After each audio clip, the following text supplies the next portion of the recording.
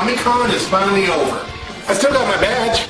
That autograph poster from that sci-fi guy, Nick Wright, and of course, the great Doug Walker. The Comic-Con DVD box set autographed by Marion Miller, Lil Karibo, and Colin Kleckebeard, which is somewhere because the plastic kind of rubbed it off. Last but not least, an autographed photograph of Michelle Ruff. We became good friends, which is awesome. I might as well take me a nap. So, with that said, guys, thanks for watching. This is Mike Maverick, Entertainment Forum.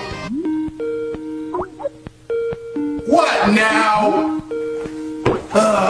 Jeez. Jamie the comic? What the hell you want with me? Hello? Hey Mike, how's Comic-Con? It was splendid. First experience with Colin Kleckebeard. A line from Scanty.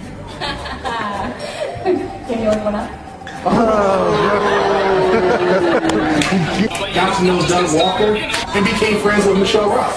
Also, Lil Karibo and Marion Miller are awesome. I'm glad to hear it. Oh, by the way, check your bed. Okay, but I don't know what's going on.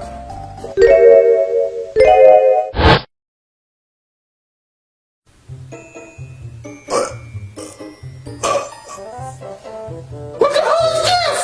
I'm calling you on behalf of your huge success of Ace Gamer. Here's a few games to tie you over for the rest of the season. Have fun, Ace. You know, the Elite podcasts are right. This guy is a dick. I can't believe Can't believe it.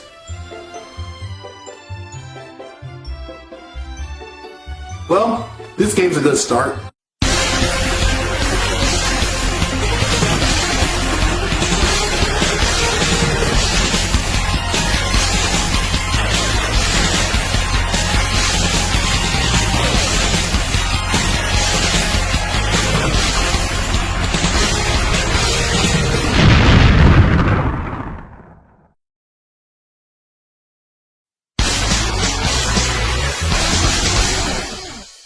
Tiny Toon Adventures, Buster Bust Loose.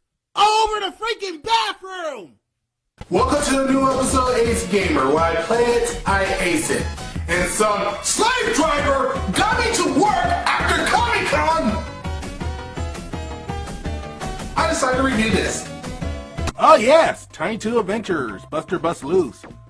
I remember playing through that game when I was a kid. Trust me, I have a huge Konami nut back then. Games like Contra, Castlevania, and The Legend of the Mystical Ninja got me hooked to this company back then. Played it, and they keep making more like brand new babies. Raise them, nurture them, and let them populate the entire world! Now, I remember how Capcom milked the Disney gaming franchise with DuckTales, Chip 'n Dale's Rescue Rangers, and Darkwing Duck. Now, Konami wants a piece of that pinkie pie, and they like, okay guys, Capcom is kicking our asses with the Disney games. We need to come up with a plan. Something the youngins wants to play. How about a show about two rabbits? Yes, bring in the Tiny Toons. What about the turtles? The turtle stays, damn you! And the rest is history. With Tiny Toons 1 and 2, Tiny Toons Best Big Break, Tiny Toons Montage Movie Madness, Tiny Toons Buster Hidden Treasure, Tiny Toons Wacky Sports, and Got Me All-Stars! Oh my god!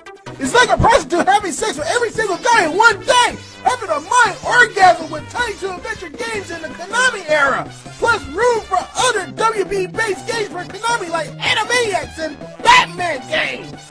Oh Konami, we love you. Until you fuck up Silent Hill 4! But we still love you with Metal Gear Solid 4. And we're never gonna let you go. Never. When I was 10 years old, I was a huge fan of Tiny Toon Adventures. And believe me, ever since Konami provided Tiny Toon Adventures, I was hooked to that company. That's my childhood, people. Welcome to it.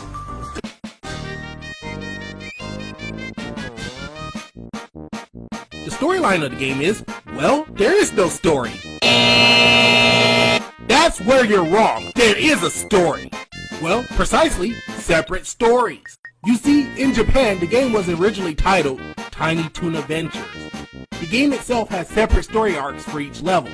There's the Acme University, the Wild West, the Haunted Mansion, the Football Stage, the Sky Sanctuary, no, not that stage, this stage, and Space Stage. These stages leads to, well, you're playing through an episode of Tiny Toon Adventures. Unlike the NES counterpart where your main focus is to rescue Babs from the evil Montana Max, the SNES version feels different. It's not where you have Montana Max pulling the strings every time like how Konami is making him as Dr. Eggman, Dr. Wily, and Bowser. No! This game is where Monty calls minor troubles, but he's not the main antagonist.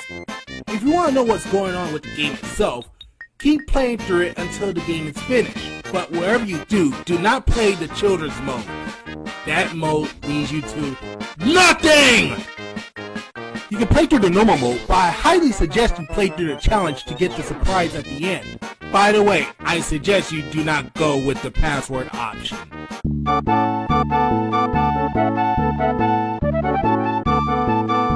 Okay, where do I begin about the gameplay? In fact, what else I can say about the gameplay? It's perfect! It has better controls and values to it. Instead of jumping on enemies Mario style, you can perform somersaults and you can dash through enemies. The graphics is so beautiful. It makes you feel not only you're watching Tiny Toon Adventures, but you're playing it as well. The music emulates the sound of the Tiny Toon Adventure series, originally composed by the late Richard Stone. May God rest his brilliant soul. The two composers for the game, Kazuhiko Horihara and Yuki Morimoto, managed to bring Richard's memorable music from the TV series to life in the 16-bit atmosphere. These are the same guys who work among other composing projects for Konami like Teenage Mutant Ninja Turtles, Turtles in Time, and work alongside with other composers like Michiru Yamane, who is now currently a composer for the best fighting game of all time, Skullgirls. After you complete the stage, there's a bonus stage waiting for you. All you have to do is spin the roulette of the Wheel of Games. Wheels of Game. There's only one wheel. What the fuck? Yeah. Spin the wheel so you can receive extra one-ups. No, seriously, Wheels of Game. Have they ever proofread this shit? Each bonus game leads you to earning one-ups. There's a junction game where you have to guide Hamster to the apples.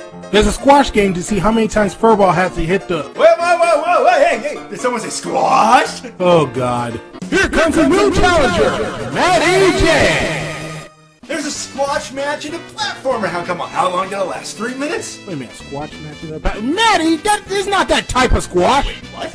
A squash is a game invented in the 1930s, normally similar to tennis and ping pong, but only playing against yourself or with your partner by hitting the ball to the wall. The game itself became an international sports around. Now, I don't know the rules itself, but the game takes tactics and strategy. Anyways, a squash game is to see how many times you have to hit the ball to receive extra lives. The maze game is where Babs had to rescue her friends while avoiding Elmira and her crew. Bingo is where you randomly select a button to draw a square. Last but not least is a mystery weight game, is where you randomly select a character to see who gains the most weight to earn an extra life. And these presentations leads to a well-balanced game. And sorry, Maddie, there's no squash matches. Oh. I thought you were going to talk about a vegetable or something.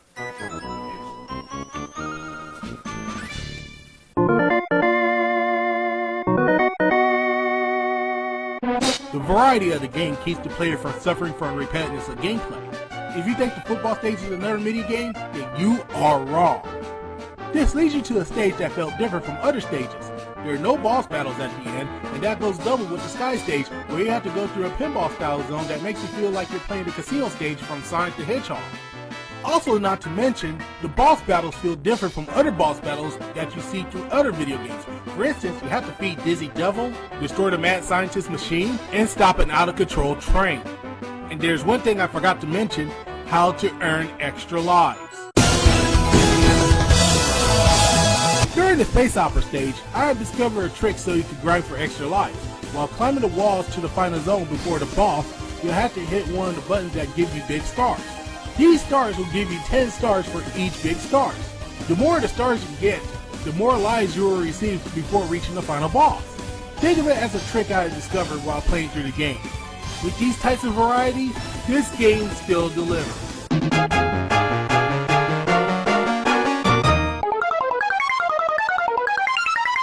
So all 5 stages conquered, and you're on the space opera stage. After you finish the space opera stage, it is time for a final battle to rescue Princess Babs Layla the Third. What the hell? And that final battle is Duck Vader. Wait, Duck Vader, the same guy who is a secret boss on the NES version of Tiny Toons, is the guy who's pulling all the strings? Yeah. Anyways, it's time for a final battle to see who gets the paralyzer gun to use as the advantage. After you deliver some bunny justice, you rescue Princess Babs. Or so you thought, because the whole thing is just a show! That's right, peeps. The whole thing is just an act created by the whole cast of Tiny Toon Adventures. Even Buster's in on it the whole time. So everyone pack up their props and roll the credits. Yep, that's it. They're acting. Well, Ace Gamers, it's that time again to see if I ace it or fail it. If you don't know what it is, check out episode 1. You should.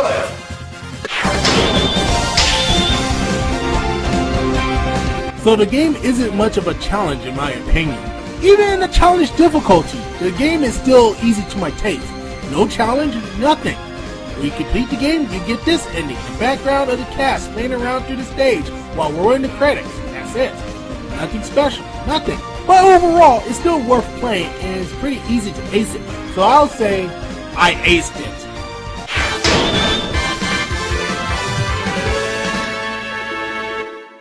Tiny Toon Adventures Buster Bust Loose will forever known as one of the greatest games I ever played. Well, most of them thinks it's one of the holy grails of the Tiny Toon Adventures games and surpassed this title. But in my honest opinion, I believe his game is a lot better. With that said, I will give it an awesome rating, ladies and gentlemen. Since it's Tiny Toons, it deserves an awesome rating. Thanks for watching, ladies and gentlemen. New episodes of Ace Gamer will be on KaiMinds. Previous episodes will be on YouTube, so on and so on, ladies and gentlemen, because I will keep working and entertaining for great justice. This is Mike Maverick saying, hold on.